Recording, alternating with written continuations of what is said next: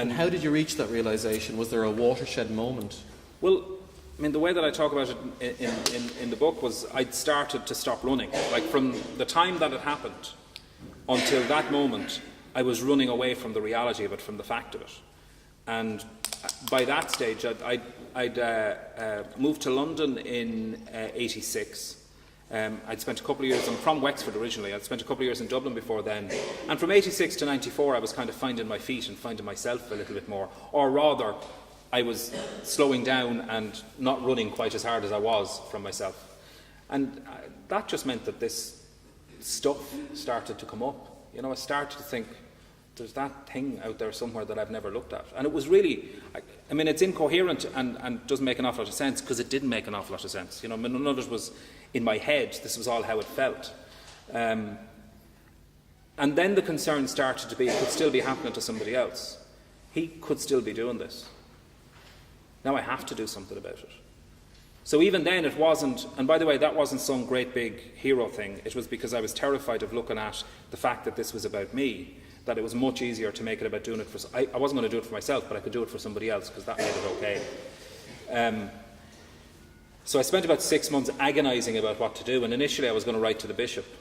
Thank God I didn't do that, is all I can say at this point. But which is ironic, because I mean, I'd left Ireland in '86. It had been 12 years since I'd had anything to do with the church at all. And even though I'd had a very conventional Irish, in many ways, in other ways not at all, but in some ways very conventional Irish Catholic upbringing, and had been very involved in church, I'd gone away from that completely. But still, my first thought was, you don't go to the guards about this. You go to the bishop. You go to the bishop.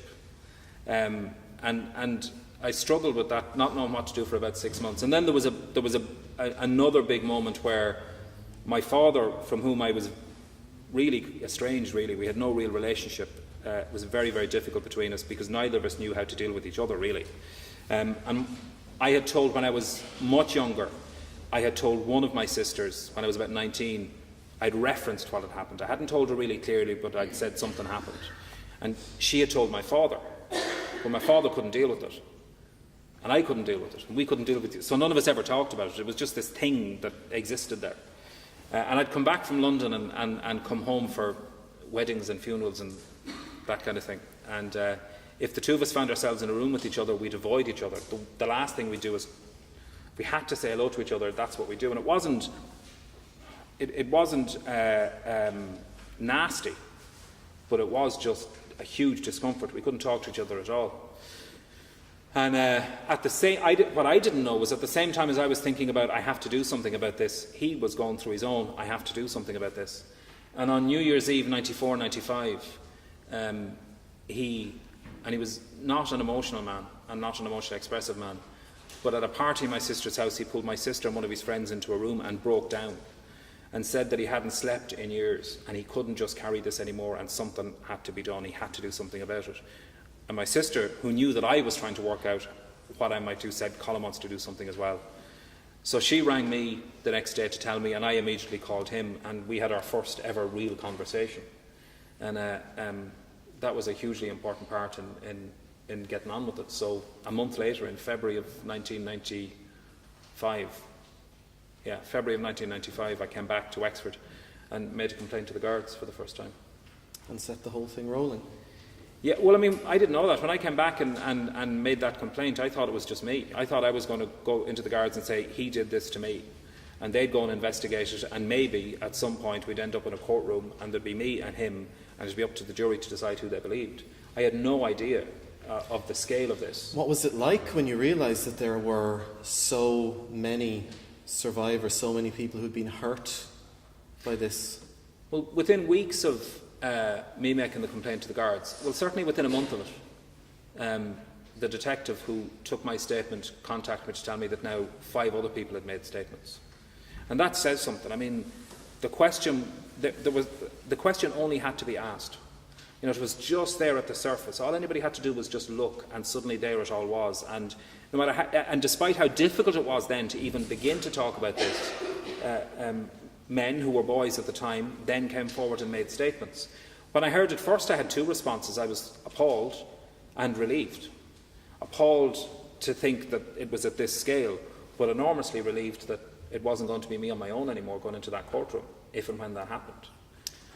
When you look back on everything that happened, Sean Fortune's subsequent suicide and the Ferns inquiry and the inquiry into the Dublin diocese and everything that has come since then, I mean, do you feel anger towards Sean Fortune? Do you feel hatred? What do you feel now? Well, the funny part about, to take it on another step before we get on to the Ferns inquiry and the Dublin inquiry, and then I'll answer that question. Even then, when those other men came forward and there was that support for what it was that I was saying, I had no idea I hadn't even considered that there might have been a cover-up within the church. It never occurred to me that the church knew about it. This wasn't possible. But very quickly, I began to hear suggestions that complaints might have been made about him when he was in the seminary before he'd been ordained a priest. That complaints had been made to the bishop of the time and his successor Brendan Comiskey, and that nothing had been done. And then I heard a suggestion that parishioners had actually written to the papal nuncio, the Pope's ambassador in Ireland, and had a response saying that the Holy See, the Pope, is aware of your concerns. The Pope knew Sean Fortune's name. That's what somebody said to me at one stage. He also shook his hand on a couple of occasions. But whether he knew what he was shaking is another question. But certainly those concerns had been raised at Vatican level about his behaviour. Now, the letter from parishioners didn't say, we think he's raping and abusing boys. They didn't say that. But they talked about an undue influence over youth. They talk about an abuse of the sacraments, bullying behaviour, inappropriate behaviour, all of that stuff.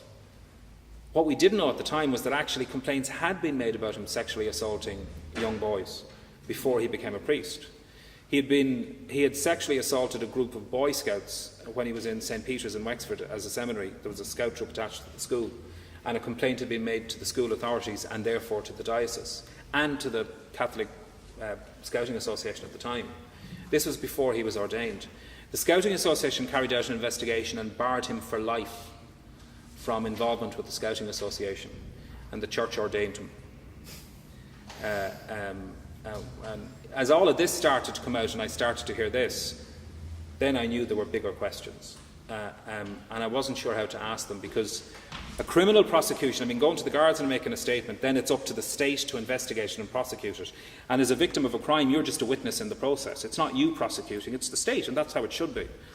But when you get down to something like taking on an institution for an institutional failure, particularly if that institution is the Catholic Church, and the Catholic Church as it was then in Ireland, well, the state had no interest in getting involved there and weren't going to do anything. So the only thing that you could do was sue them. So that's then what I decided to do, that the only way we could force them to reveal what they knew was to take them to court. So I did that, and I remember having a meeting with my solicitor in New Ross at the time, and we were sitting there and we were talking about who we needed to sue, and it was, well, definitely him and definitely the bishop. And then it was, well, what did the Vatican know? Okay, what does that mean? Well, maybe you should sue the Pope. And then that's what I ended up doing. I ended up suing the Pope. Which was kind of a terrifying prospect at the time when it happened, I've got